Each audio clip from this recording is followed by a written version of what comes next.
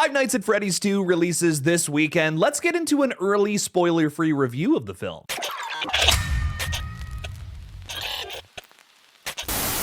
Hey everybody, I'm Killjoy Jake, and instead of having friends, I have horror movies. If you're excited for Five Nights at Freddy's 2 this weekend, then make sure to like this video and subscribe for more early review videos just like this one. Also, the best way to support this page is by becoming a channel member or Patreon supporter, where you'll get bonus content. Patreon members exclusively get to see a bunch of trailer reaction videos too. There may just be a new trailer for a hot upcoming movie, so who knows, maybe you get one of those videos today. Thank you to everyone who keeps me in business. Now let's get into the review. Five Nights at Freddy's 2 picks up a year later after the supernatural nightmare at Freddy Fazbear's Pizza. Former security guard Mike has kept the truth from his 11-year-old sister Abby concerning the fate of her animatronic friends. When Abby sneaks out to reconnect with Freddy, Bonnie, Chica, and Foxy, she sets into motion a terrifying series of events that reveal dark secrets about the true origin of Freddy's. The Five Nights sequel certainly surpasses its predecessor for delivering on more aspects from the video games outside of just mere references.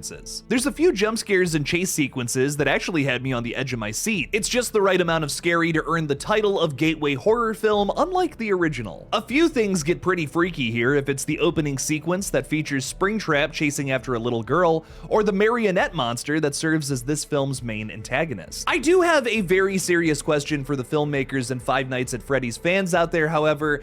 Does this thing crawl up people's butts? No spoilers, of course, but there's a scene where this animatronic jumps into somebody and like takes over them, essentially. And it kind of looks like they're streamlining right into their brown balloon knot. I need answers in part 3. Frankly, it's the thing I'm the most concerned about. Another major positive to me is the new side characters. Skeet Ulrich, Billy Loomis from the original Scream, shows up briefly for a heartfelt scene, and Wayne Knight absolutely steals the show whenever he's on screen in what is an undeniable reference to Jurassic Park. I didn't even know he was gonna be in this movie until I saw his name in the opening credits, and it was such a welcome surprise. Sadly, this iconic character actor is probably my favorite part from the performances. Nobody's been here for decades.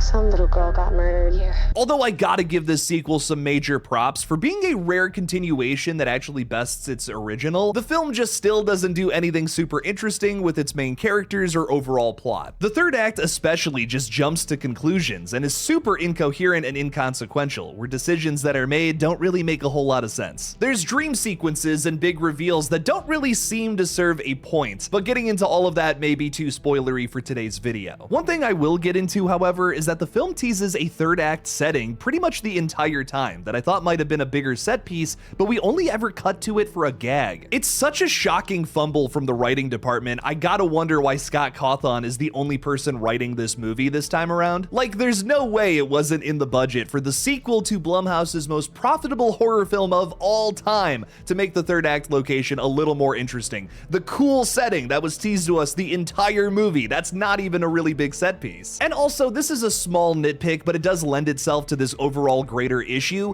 Matthew Lillard is hardly in this movie. It's shocking because I think a lot of kids show up to these movies to see Shaggy on screen, playing the villain, playing the Voldemort, essentially, of this movie. Folks were even cheering during my screening when his name came up on screen during the opening credits. Again, I just think this is a huge mistake for Mr. Scott Cawthon, who single-handedly wrote this film this time around, where the last movie had 3 screenwriters. There's a lot of things about this sequel that are better than the original, but that very clearly comes from Emma Tammy's much stronger direction this time around. The art, sound, lighting, crew in general, and big names attached to this just add so much more. I just don't think Cawthon knows what he's doing as a screenwriter outside of making sure these movies stick to the video games faithfully.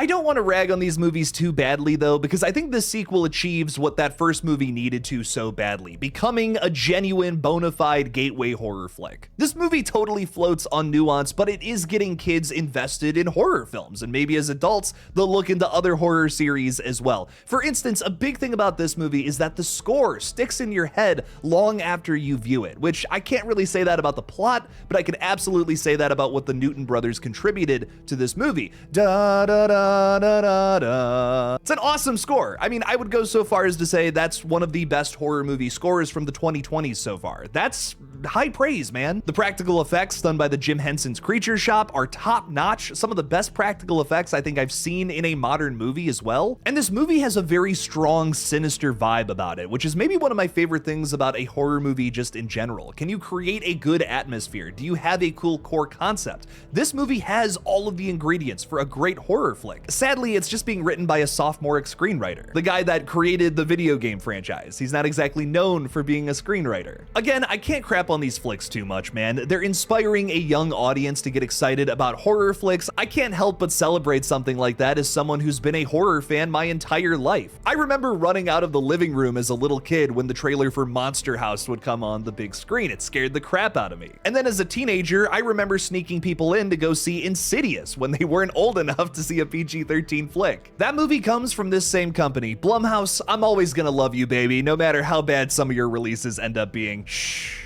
It'll be our dirty little secret that I kind of liked Megan 2.0. Five Nights at Freddy's 2 drops this weekend. You can probably see some early previews of it late tonight. Go out and see this one, especially if you have kids. If you liked the original, this one is a major step up, but again, don't expect any emotional character arcs or any shocking plot twists. I think this flick also suffers from being the middle movie in a trilogy. It doesn't really feel like there's a super fresh start or a conclusive ending. I don't think these movies are going to age too well because I think their stories are very weak. That is like the foundation for just any film in general, but the nuance certainly is there. The nuance that makes so many other horror films so great as well. That's gonna get kids much more interested in horror properties in general, so I can't help but kind of like these movies. Are you excited for Five Nights at Freddy's 2 this weekend? Is there a tease for part 3 at the end of this one? Yes, it's a mid-credits thing, so you don't have to wait until the end. And finally, the most important question of all, does the marionette go up people's butts? I need to know. Jason Blum, Scott Cawthon, if you're watching this, I'm sorry about the disses, but please answer that in part 3. If you have answers to any of these questions, put them down in the comments below. Thank you all so much for watching. Please subscribe, and as always, don't forget to kill it out there, y'all.